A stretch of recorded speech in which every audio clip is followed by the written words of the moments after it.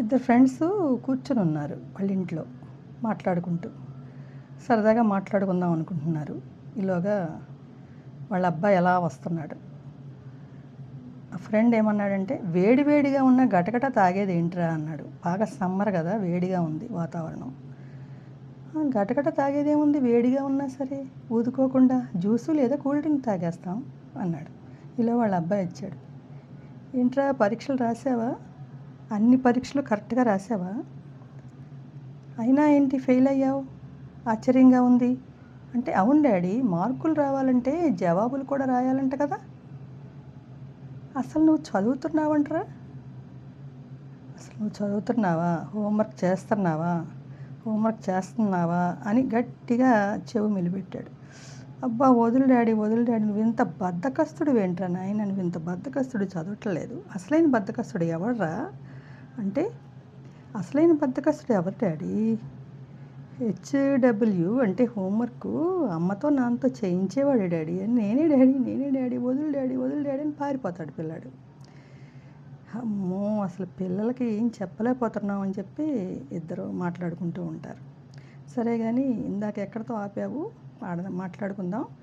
చెట్టుకు కాయని కాయ ఏంట్రా అంటే, ఏముంది చెట్టుకు కాయని కాయ ఏముంది, అది ఇంట్లో ఎగుతున్నాయిగా, కజ్జికాయలు చేస్తున్నారు మా వాళ్ళు, కజ్జికాయ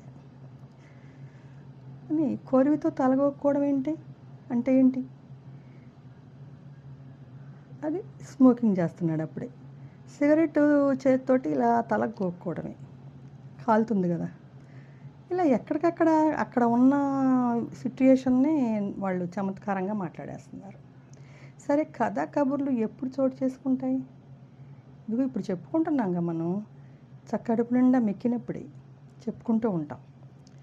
సరే కానీ అన్నిటికన్నా పెద్ద పూలేంట్రా, పెద్ద పువ్వేంటి, అన్నిటికన్నా పెద్ద పూలేంటి చెప్పు, అదిగో అక్కడ కనిపిస్తుంది కదా పాండ్లాగా స్విమ్మింగ్ పూలు, అదే పెద్ద పూలు అని చెప్పాడు.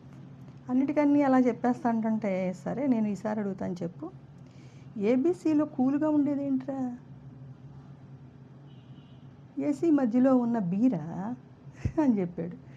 సరే కానీ నీకు ఈ విషయం తెలుసా, ఏంటి విషయం, చెప్పంది ఏం తెలుస్తుంది, మన సుబ్బారావు లేడు, ఉన్నాడుగా, ఎక్కడ పోయాడు, అప్పుల్లో కూరుకుపోయాడంటరా, ఏ పైకి లేవలేడా, అతను ఈత రాదా అన్నాడు. ఏంట్రా నువ్వు అన్నీ జోక్గా మాట్లాడుతున్నావు, సరే కానీ నీ క్రాఫ్ ఏంటి ఇంత అందంగా తయారవుతుంది అంతకంతకి, విదేశాల నుండి తెప్పించాను రవికు, అబ్బా నాలుగు ఖర్చుకున్నాడు, ఎందుకు చెప్పానా అని. ఓహో అదే సంగతి, సరే ఇప్పుడు డిగ్రీ అయిపోయింది కదా, మీ వాడికి ఏం చేయాలనుకుంటున్నాడు, ఏం చేస్తాడు, ఇలాగే కథలు కబుర్లు చెప్పుకుంటూ నిరుద్యోగం చేస్తున్నాడు. ఏంట్రా అలా నీరసంగా ఉంటున్నావు, సర్లే ఒక కప్పు కాఫీ స్ట్రాంగ్గా పెట్టమందాం, తాగి వెళ్దువు కానీ, మళ్ళీ రేపు చెప్పుకుందాం కబుర్లు. స్ట్రాంగ్ అయితే అయింది కానీ అందులో సిమెంట్ అయికిరా బాబు, స్ట్రాంగ్ అయిపోద్ది, బ్రూ వేసే కాయ మనం. సరేలేరా వేళాకోవడం నీకు, సరే రేపు కలుద్దాం.